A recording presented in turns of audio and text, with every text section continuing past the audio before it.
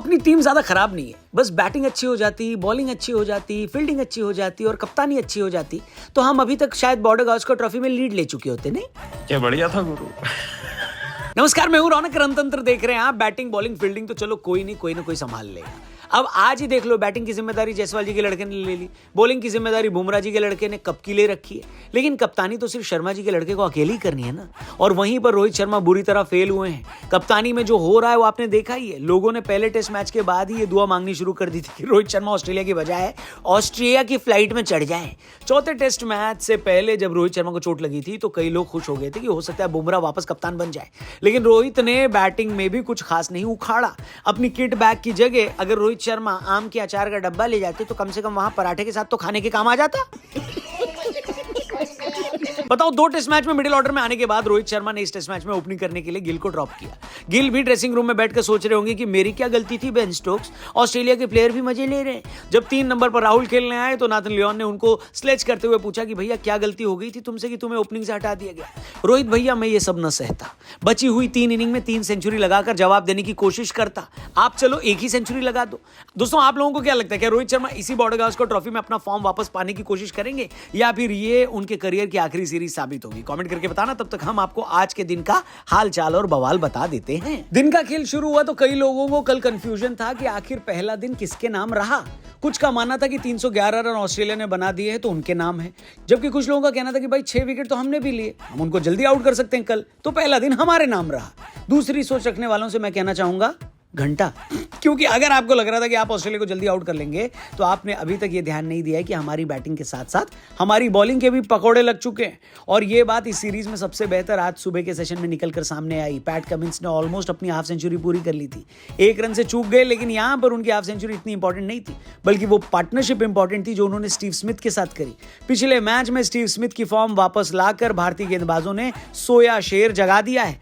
अभी तक सेंचुरी से तरस रहे स्टीव स्मिथ लगातार 2 सेंचुरी लगा चुके हैं। इन दोनों के बीच सेंचुरी पार्टनरशिप भी हो गई और कोई कुछ कर नहीं पाया। वैसे तो कोई भी गेंदबाज विकेट नहीं ले पाया, लेकिन डीएसपी सिराज पर रडार आ चुकी है। स्टंप की गिल्लियां इधर उधर करने के अलावा डीएसपी सिराज के पास ज्यादा कोई बॉलिंग प्लान है नहीं। और ये बात सिलेक्टर्स भी देख रहे होंगे। बस 3 ही इनिंग है सिराज के पास अपनी फॉर्म साबित करने के लिए, वरना फिर उनको फुल टाइम हैदराबाद में क्राइम रोकना पड़ेगा।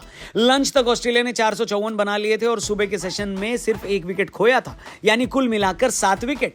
लंच के बाद टीम इंडिया फाइनली कुछ प्लान के साथ दिखाई दी, जो अगर अगले दिन के पहले सेशन में दिखाई दे जाता, हम ऑस्ट्रेलिया को 350 से पहले ऑल आउट कर देते, मजा ही आ जाता भाई साहब। लेकिन चलो कोई नहीं। लंच के बाद ऑस्ट्रेलिया के 3 विकेट हमने 20 रन के अंतर में निकाल लिए। इसमें स्टीव स्मिथ का विकेट भी शामिल था जो 140 पर आउट हुए। और अब यह देखने का टाइम था कि यह पिच वाकई बैटिंग पिच है या फिर हमारे बल्लेबाज इसको गेंदबाजी वाली पिच साबित कर देंगे। इस सीरीज में पहली बार ओपन करने आए रोहित शर्मा, कहने वालों का कहना है कि उन्होंने शुभमन गिल को ड्रॉप ही इस वजह से किया था ताकि किसी तरीके से वो ओपन कर सके और केएल राहुल को भी टॉप ऑर्डर में आने का मौका मिल सके। लेकिन शुभमन गिल को ड्रॉप करने का कोई फायदा रोहित शर्मा को नहीं हुआ। उन्होंने ओपनिंग करके भी उतने ही रन बनाए जितने 6 नंबर पर बनाते थे।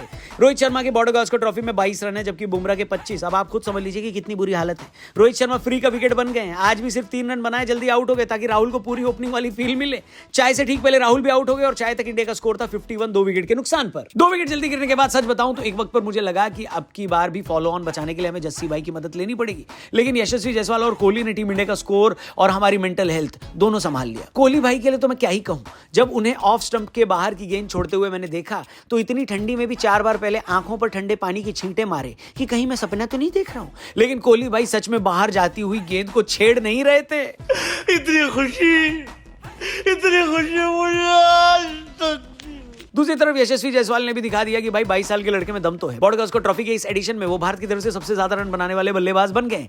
जैसे ही वो सेटल हुए, बाउंड्री लगानी शुरू कर दी। देखते ही देखते स्ट्राइक रेट 70 का आ गया। पार्टनरशिप 100 के ऊपर की हो गई। कोई गेंदबाज जब आउट नहीं कर पाया तो यशस्वी एक बेकार का रन लेने के चक्कर में खुद ही रन आउट हो गए।